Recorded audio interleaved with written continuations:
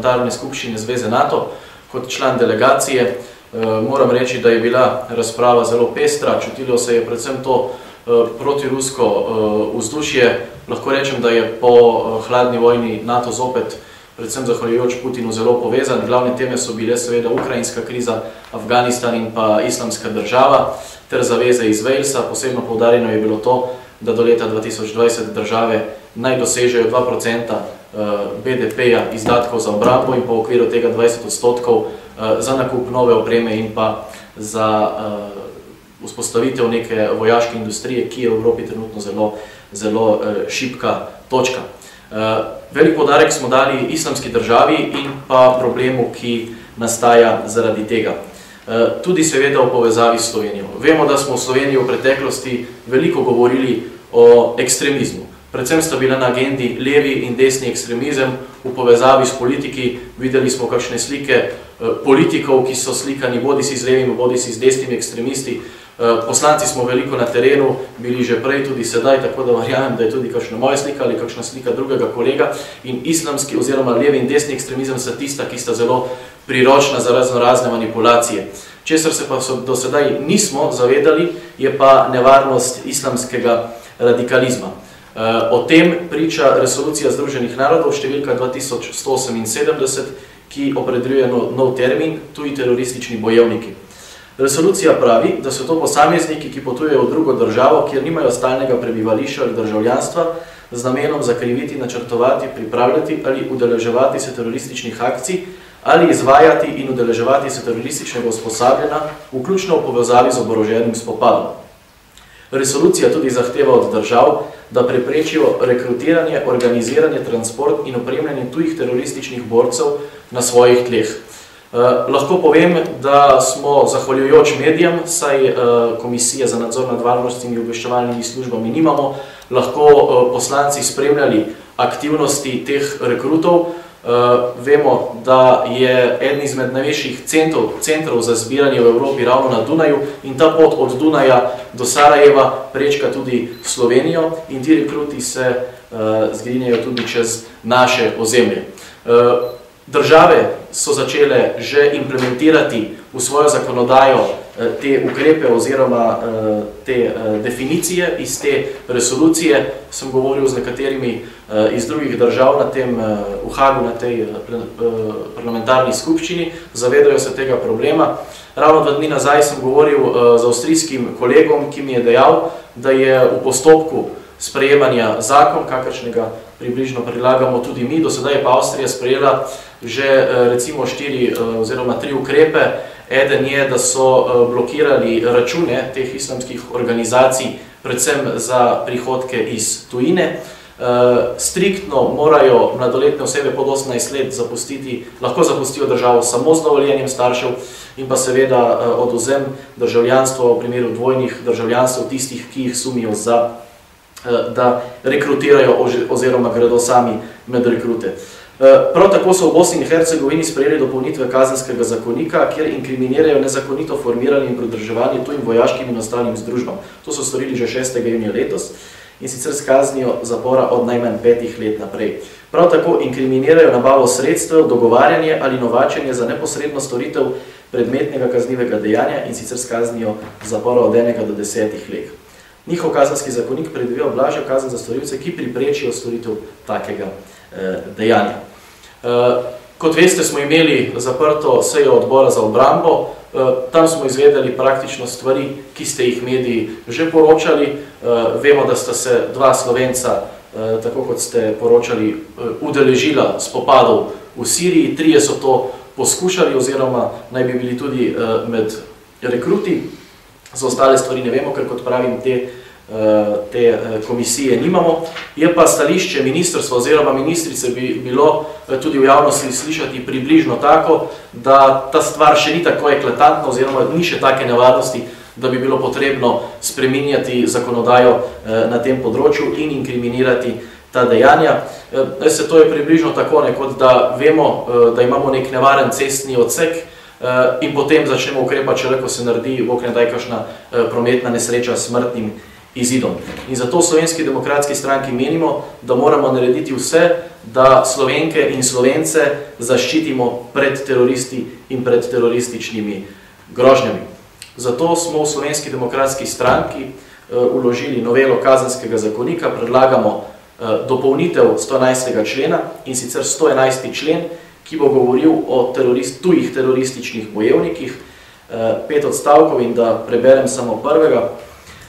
Kdor z namenom pridruževanja tuji vojaški ali policijski, tuji oboroženi združbi, ki deluje izven območja Republike Slovenije, ki ni združljiv z zakoni in običaji, ki urejajo področje obrambe, policije, z mednarodnim pravom, z ustavno listino Združenih narodov, z resolucijo Varnostnega sveta Združenih narodov številka 2178, o tujih terorističnih borcih ukaže novačenje, novači, usposablja, organizira usposabljanje, financira usposabljanje, opremlja, financira opremo, mobilizira posameznike ali skupine oseb, se kaznuje zaporom od 5 do 15 let.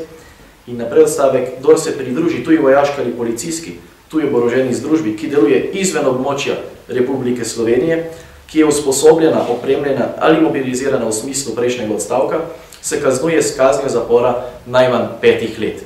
To se pravi, s to novelo sedaj ne bo več izgovorov, da ta dejanja niso inkriminirana in kot slišimo, da ni inkriminirano služenje v tuji vojski, čeprav je tukaj zmotno mnenje tako tožilstva kot policije in ministrstva, saj vemo, da Islamska država ni mednarodno priznana država in zato njena vojska ni vojska. To se pravi, ker so dejali, da ni inkriminirano pri nas služenje v tuji vojski.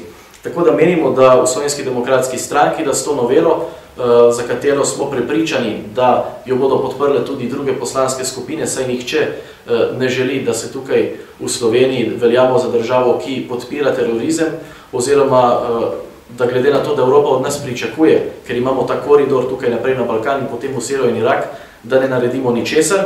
Zaradi tega, kot sem dejal, pričakujemo, da bomo v tej zadevi naleteli na širšo podporo. Me pa veseli tudi dejstvo, da v Sloveniji, kar se tiče islamske skupnosti, da so se jasno opredelili do tega in se tudi sami distancirali od tovrstnih dejanj.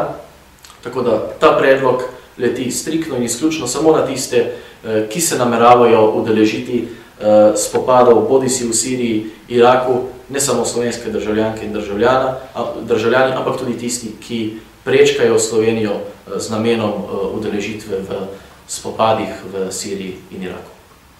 Hvala. Če je kakšno vprašanje? Saša Krajnstev iz Slovenije. Rekli ste, da druge države že počasi uvajajo tudi to v svojo zakonodajo, nekatere so. Lahko poveste kakšen primer? Kot sem dejal, ena država je Bosna, kjer se zavedajo tega problema. Vemo, da so bile tudi tiste akcije, kjer so priprli Bilala Bosniča, enega izmed spikerjev, enega izmed verskih voditeljev, ki naj bi bil zadolžen za novačenje oziroma potem za treninge, ker kot pričajo dejstva, se potem v Bosni, kjer so posebej močna ta vahabitska združenja, ti se pravi urijo in izobražujejo, predno jih pošljajo naprej v Sirijo in Irak. Zelo zaskrbljeni so tudi Francozi, po podatkih je trenutno več kot 3000 Evropejcev se bori v islamski državi. Posebej zaskrbljeni so Francozi, saj jih je tam nekaj čez 500. Tudi Avstrija ima po podatkih približno 150 svojih državljanov, kot sem že omenil tiste ukrepe, ki jih je Avstrija izvedla. Sedaj pa imajo v proceduri tudi zakon, ki bi inkriminiral dejanja iz resolucije Varnostnega sveta Združenih narodov številka 2178. Imajo razpravo, zasledili smo tudi tisti dve punci, ki sta se iz Avstrije udeležili, sta potem zanosili in jim Avstrija ne dovoli nazaj. Glavno vprašanje evropskih držav je, kaj potem, ali tem ljudem priprečiti nazaj prihod, ker, veste, problem je ta, da ko ti ljudje, jaz sem prepričan, da bo islamska država vojaško poražena, ampak kadarkoli ti ljudje še bolj radikalni, dobro izurjeni, oboroženi in tako naprej, s tako imenovanimi tudi z nekimi skili oziroma izurjeni v spopadih, z nekimi novimi veščinami, pridejo nazaj v Evropo in bojimo se, da bi recimo tukaj opozorili nase. Glavni strah evropskih držav je ravno to, kar je že dolgo nazaj opozarjal britanski premier David Cameron, pa ga niso ravno resno jemali, danes ga zelo resno jemljajo in se praktično posipajo s pepelom za te besede, ki jih je potem se izkazalo, da jih ima prav. Glavni problem je, kaj potem narediti, kaj potem s temi borci, ko se bodo nekoč začeli vračati. 3000 le ni mala številka, to je tisti zadnji podatek, verjamemo pa, oziroma kakor se nakazuje tudi v ostalih medijih, da ta številka iz dneva v dan bolj raste, kljub temu, da trenutno, vsaj v naših medijih, ni bilo toliko pozornosti zaslediti glede dogajanja okrog Islamske države. Rekli ste, da upate na širšo podporo omenjenega predloga, je bila kakšna podpora že izrečena, mogoče tudi iz kakšne vladne stranke, čeprav... To se pravi, mi smo ta zakon oziroma ta predlog včeraj vložili. Na zaprti seji odbora za obrambo sem imel občutek oziroma sem bil kar prepričan, da se izraža neka enotnost, da je to problem. To ni ideološka tema, ne nazadnje se gre za varnost naših državljank in državljanov in če kje menim, da bi tukaj res morali stopiti skupaj in ne z nekimi besedami, kot jih ima ministrstvo, da dokler imamo recimo 2 Slovenca, ki sta se borili, eden od teh je padel, da to ni problem, pač treba je preventivno ukrepati v izogib temu, da bi se Bog ne daj kdaj tukaj kaj naredilo. Torej še ni bila nobena, mislim, podpora? Ne, dali smo tudi predlog, da se opravi razprava v državnem zboru, definitivno pa se bomo pogovarjali in kakor poznam situacijo, predvidevam, da bo pri ostalih poslanskih skupinah tudi posluh za pogovor in pa na nazadnje računam tudi na podporo tem členom. Kdaj bi lahko to obravnavali? Kdaj bi lahko do tega prišlo? Včeraj smo vložili, čakamo še na odgovor oziroma na termin. Škod se ne sta. Zdaj v parlamentu je tudi predlog nekih drugih sprememb kazenskega zakonika. Je možno, da te 2 zadeve združile? Trenutno jaz sem bil zadolžen za točno to stvar. Verjamem pa, da bodo tisti, to se pravi, bodi si na kolegiju, bodi si kje drugje, ki pripravljajo terminski plan dela državnega zbora, bodi si združili razprave v eno točko, bodi si na eni seji, pač kakor se bodo to odločili. Mi smo fokusirani trenutno na to zadevo in skušali bomo pridobiti čim širšo podporo tudi ostalih poslanskih skupin, kot je kolega Kranjc preprašal. Mogoče sem še to, za kje točno države bi veljala ta prepoved udeleževanja bojev? To velja splošno. Za vse države? Države, ki po tej resoluciji, to ne velja za države, to velja za osebe, ki bi se udeleževali eventuelno pridruževale, to se pravi tem vojaškim, policijskim in drugim oboroženim združbam, katerih namen je ogroziti, ko se pravi v bistvu kot pojem terorizma, ogroziti ustavni red neke države ali druge mednarodne organizacije. Se pravi v vseh državah, ne sem tale bližnji? Ja, tako. Seveda, je pa to na ozemlju Slovenije. Mi ne moramo recimo urgirati na drugih ozemljih, zaradi tega se pričakuje. Moram posebej poudariti, ta resolucija je bila sprejeta soglasno, tudi Rusija je podprla, kar je nazadnji dober argument tukaj v Sloveniji, tako da je res enotnost, kar se tega tiče, kar dokazuje tudi ta široka mednarodna koalicija, ki se je oblikovala v boju proti skrajnežim islamske države.